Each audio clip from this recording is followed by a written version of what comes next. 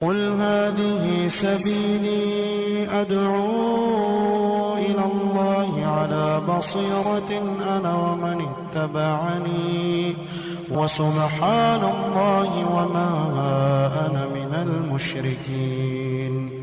اعوذ باللہ من الشیطان الرجیم. بسم اللہ الرحمن الرحیم. ہا انتم ہؤلاء جادلتم عنہم فی الحیات الدنیا. گزشتہ آیات کے شان نزول میں کچھ باتیں گزشتہ درسوں میں عرض کی تھیں. ایک روایت میں یہ بھی آتا ہے کہ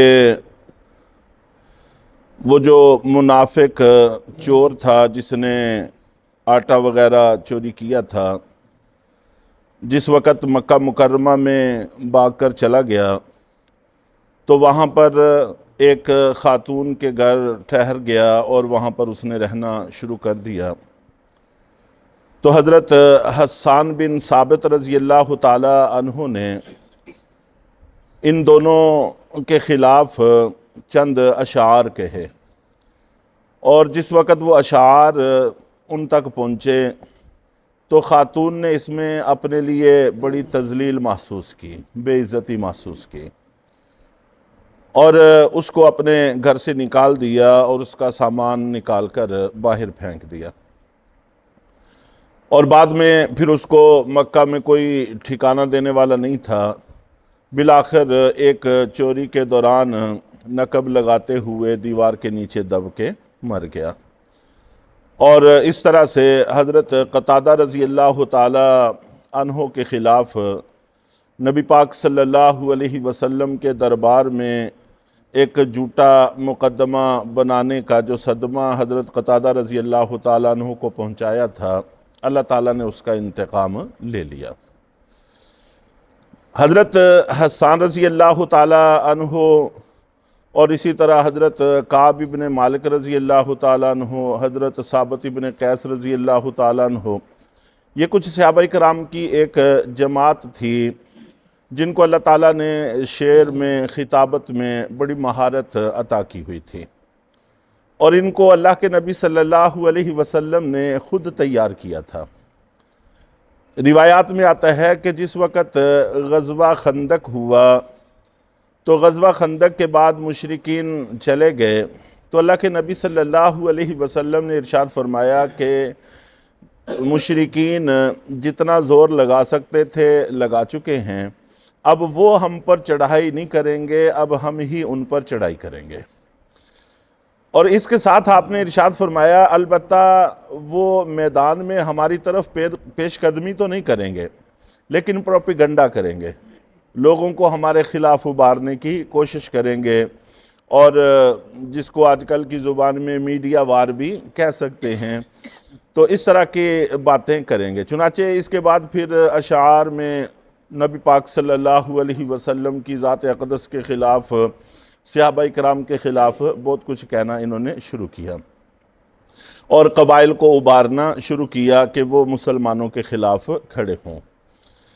تو اللہ کے نبی صلی اللہ علیہ وسلم نے فرمایا کہ اس میدان میں کون میرا معاون اور معین مددگار بنے گا. تو اس وقت پھر چند صحابہ کرام نے کھڑے ہو کر اعلان کیا کہ اللہ کے رسول، اس میدان میں بھی ہم آپ کی طرف سے جنگ لڑیں گے.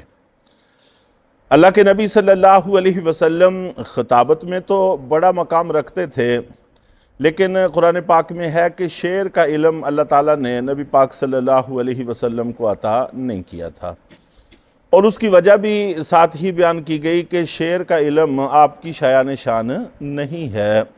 اس میں شعر کی مذمت بیان کرنا مقصود نہیں ہے، بلکہ یہ بیان کرنا مقصود ہے کہ آپ کی شایان شان نہیں ہے. مقام نبوت اور شعر کے مقام میں فرق ہے. اس لیے عام لوگوں کو تو یہ فن دیا گیا ہے اور انہوں نے اس کو بڑے کمال درجے میں ادا بھی کیا، لیکن اللہ کے نبی صلی اللہ علیہ وسلم اشعار نہیں پڑھا کرتے تھے. الا ماشاءاللہ اکا دکا کچھ اشعار احادیث کی کتابوں میں موجود ہیں. اس میں بھی اللہ کے نبی صلی اللہ علیہ وسلم اس کا وزن جو شعر کا وزن ہوتا ہے ضابطے کے اعتبار سے اس میں تھوڑا سا فرق کر دیا کرتے تھے۔ تو بہرحال اللہ کے نبی صلی اللہ علیہ وسلم کی طرف سے حضرت حسان بن ثابت اور اس طرح یہ کچھ صحابہ کرام اشعار کہا کرتے تھے اور مشرکین کی باتوں کا جواب دیا کرتے تھے۔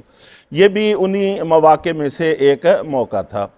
بلکہ جب آپ نبی پاک صلی اللہ علیہ وسلم عمرۃ القضاء کے لیے تشریف لے گئے ہیں تو اس وقت بھی آپ کی مہار جن صحابی کے ہاتھ میں تھی، کعبہ بالکل سامنے تھا، باقی سارے کے سارے تلبیہ پڑھ رہے تھے اور وہ صحابی اشعار پڑھ رہے تھے، اور ان کا موضوع بھی یہی تھا کہ وہ اکثر جہاد کے اعتبار سے اشعار پڑھا کرتے تھے۔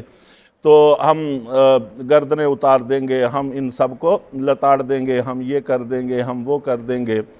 تو حضرت عمر رضی اللہ تعالیٰ عنہ نے جب دیکھا کہ سامنے کعبہ ہے اور پیچھے اونٹنی پر اللہ کے نبی صلی اللہ علیہ وسلم ہیں، تو یہ کیا پڑھ رہے ہیں؟ یہاں تلبیہ پڑھنے کا موقع تھا، تو اشارے سے روکنے کی کوشش کی۔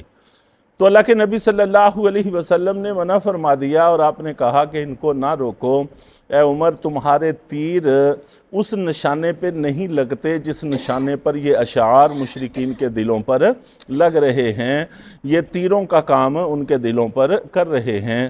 تو یہ بھی ایک میدان تھا جو اللہ کے نبی صلی اللہ علیہ وسلم نے بڑی مہارت کے ساتھ اور بڑی ذمہ داری کے ساتھ جیتا ہے۔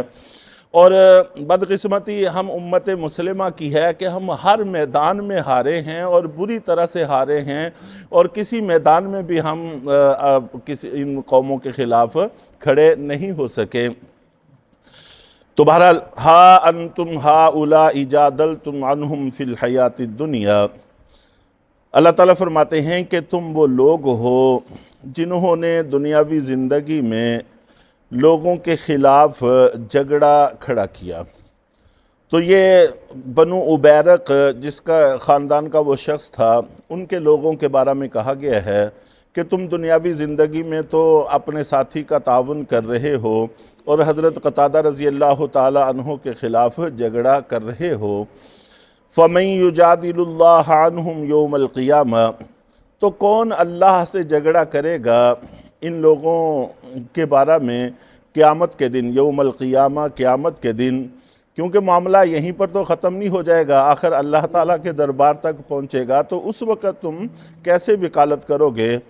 اَمَّن يَكُونُ عَلَيْهِمْ وَكِيلًا، یا کون ان کا اس وقت وکیل بنے گا؟ وَمَن يَعْمَلْ سُوءًا أَوْ يَظْلِمْ نَفْسَهُ ثُمَّ يَسْتَغْفِرِ اللَّهَ يَجِدِ اللَّهَ غَفُورًا رَحِيمًا۔ اور پھر اصولی درجے میں بتایا کہ جو شخص کوئی برائی کر بیٹھے یا اپنی جان پر ظلم کر بیٹھے تو اس کو چاہیے کہ وہ اللہ سے معافی مانگ لے، تو اللہ تعالیٰ کو بہت بخشنے والا، بہت مہربان پائے گا۔ جو ہو چکا اس پر معافی مانگ لیں اور آئندہ سے غلط بیانی سے اور بلا وجہ کی وکالت سے پرہیز کرنے کی کوشش کریں۔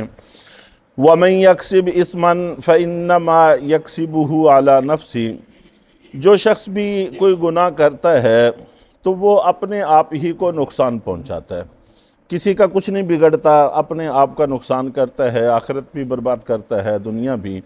وَكَانَ اللَّهُ عَلِيمًا حَكِيمًا، اللہ تعالیٰ علم کے بھی مالک ہیں، حکمت کے بھی مالک ہیں۔ وَمَن يَكْسِبْ خَطِيئَةً أَوْ إِثْمًا ثُمَّ يَرْمِ بِهِ بَرِيئًا فَقَدِ احْتَمَلَ بُهْتَانًا وَإِثْمًا مُبِينًا، اور جو شخص خطا کرتا ہے یا گناہ کر لیتا ہے اور پھر اس گناہ کو کسی بے گناہ پر دھر دیتا ہے، ایک تو گناہ کر لیا، دوسرا کسی بے گناہ پر وہ الزام در دیا، فَقَدِ احْتَمَلَ بُهْتَانًا وَإِثْمًا مُبِينًا، سو اس شخص نے بہتان باندھا ہے اور بڑے گناہ کا ارتکاب کیا ہے۔ ایسا بالکل بھی نہیں ہونا چاہیے۔ چاہے وہ یہودی کے سر ڈھونپ دیا، ظاہر ہے کہ یہ غلط کیا انہوں نے، جو گناہ ہو گیا ہے اس کو تسلیم کر لینا چاہیے، اللہ تعالیٰ سے معافی مانگ لینی چاہیے۔ دنیا کی سزا آخرت کی سزا کے اعتبار سے بہت کم ہے، اس لیے اپنے معاملات دنیا میں ہی نمٹا لینے چاہیے۔ اللہ تعالیٰ ہم سب کو عمل کی توفیق عطا فرمائے۔